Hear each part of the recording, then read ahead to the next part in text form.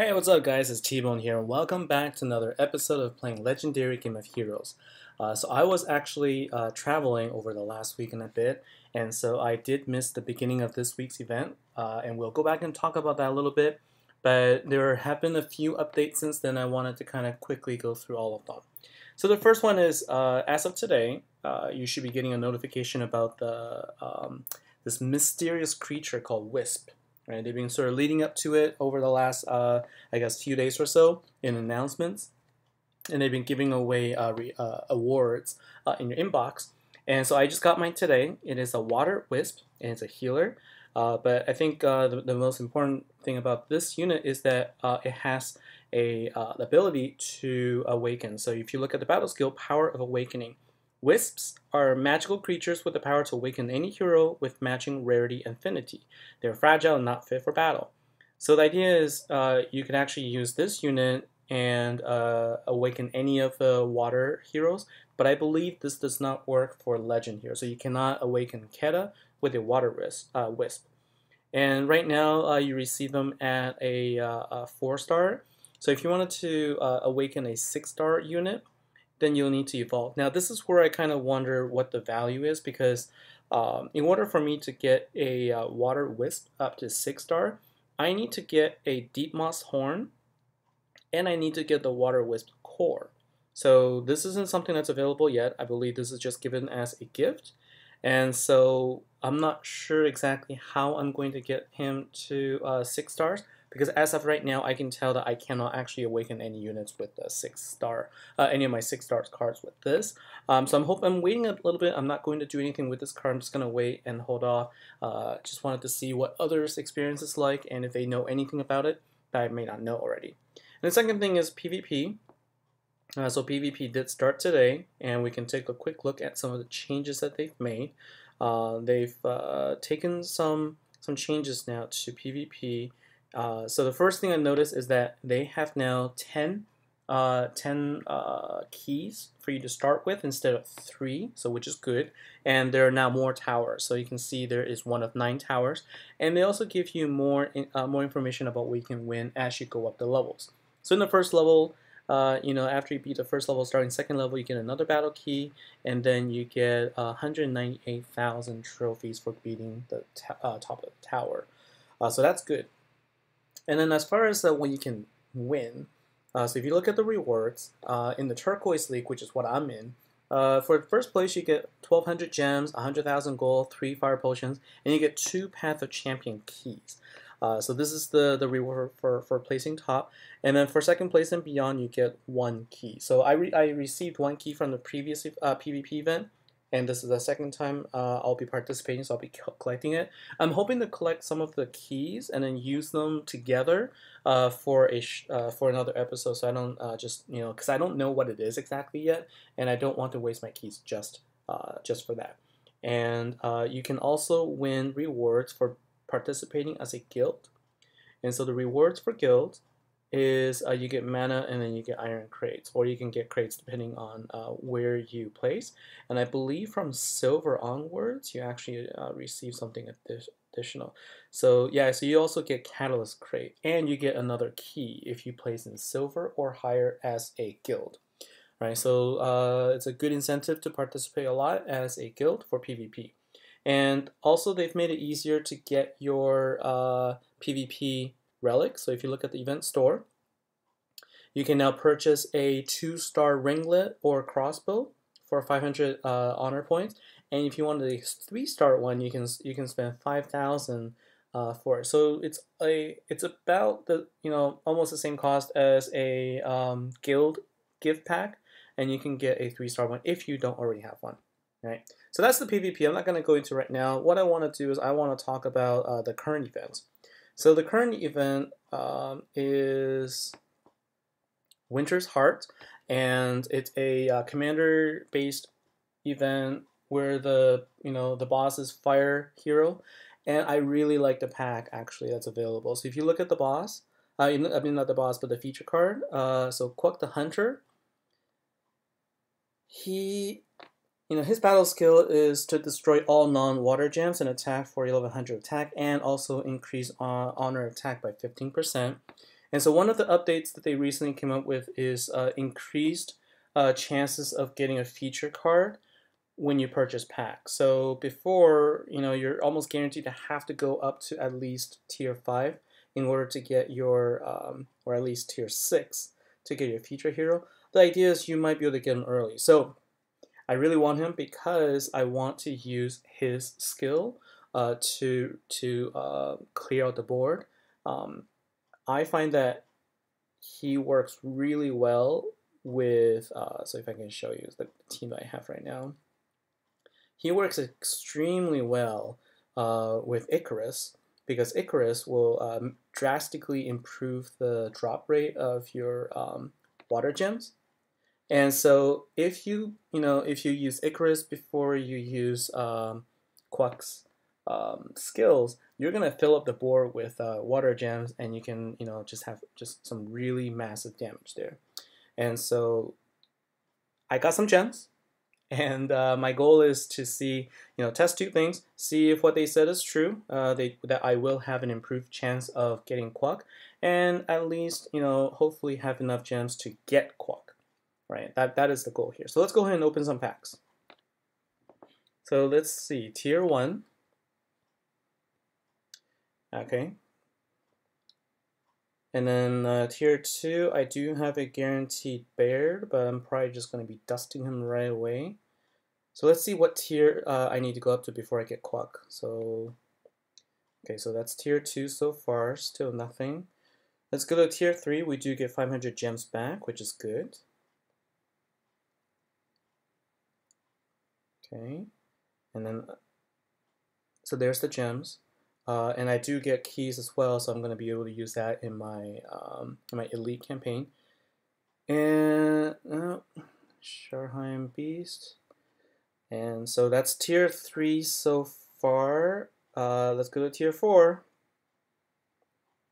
It's going to suck if I don't get anything. Okay. So a 4-star Aileen, okay. Alright, so I now have Kw'Uk, which is good. I don't have to spend more. I mean, if I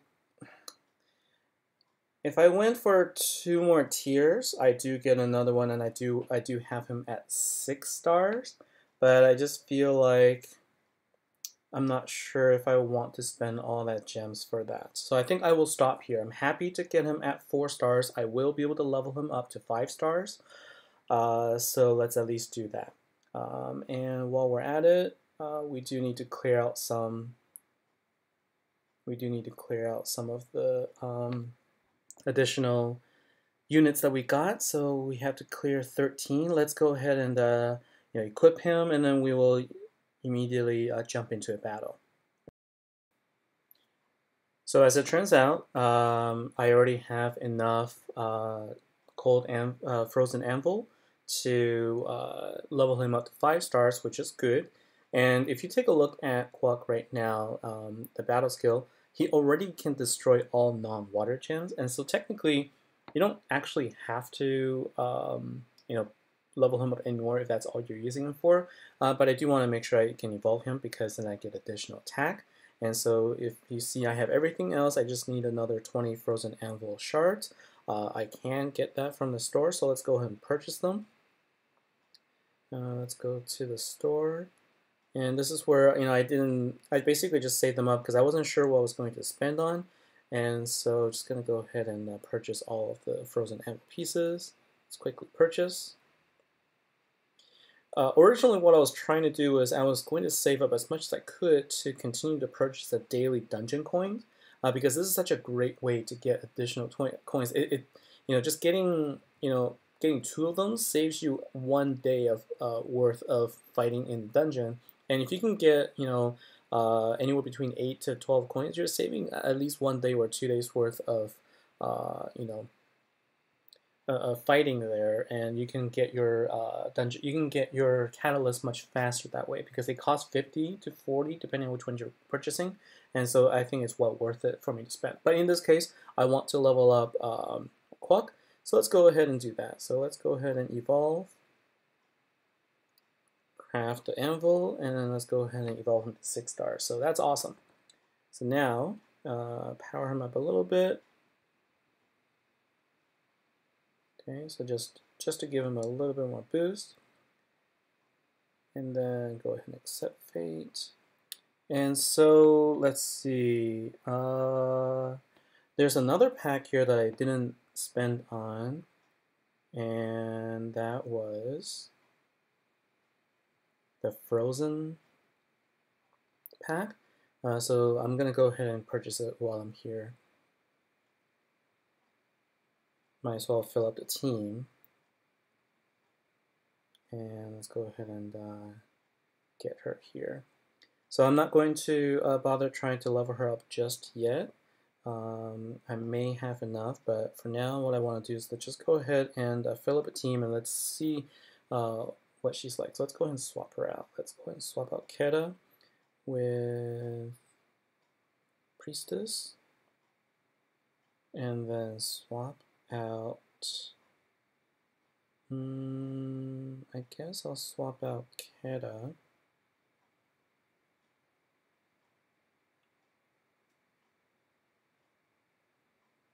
with Kw'Uk. Okay, and then once I level a bit more, then I can go ahead and swap out another card for the other priestess. So let's go ahead and do a quick fight. I have a lot of keys now, 20 keys. So let's do one of them.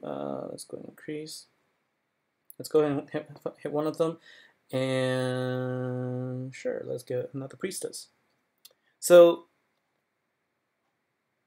this is the makeup I have, and the idea here is I also have Alice, who also creates a power 3 gem, just like the priestess does.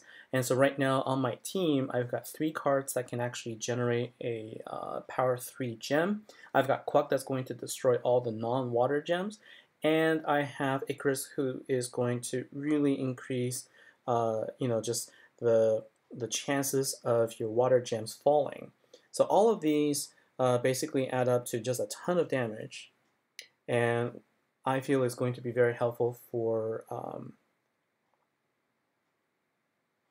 the Forge boss later. All right, so let's go ahead and get this done. Okay.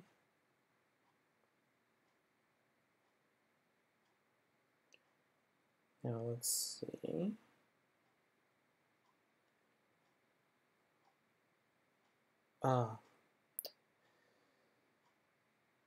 That's not what I meant. I meant to click on this one.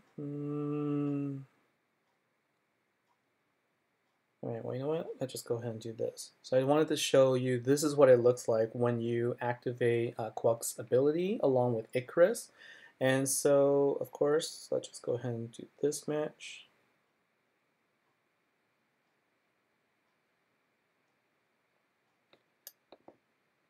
And let's hope that we could take out the boss with what I have left.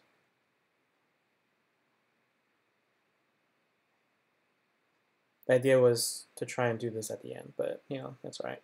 Let's just go ahead and do this match right now, and then try and get as many multipliers as possible. Cool. All right, so this is going to be the water team that I will be using once I level up my other priestess. I'm going to put her in, and then I'm going to try and bring her into a Forge boss fight against the fire one and see how I do. So that's pretty much it for this particular episode. It is a little longish because I'm gonna going through a couple of things, and I haven't done a pack opening for a while. So hopefully you've enjoyed this. Hopefully you're doing well in the event. Give me any advice on what your team makeup is, and any other suggestions, recommendations, and what you like to see. Thank you for your time, and I'll see you next time.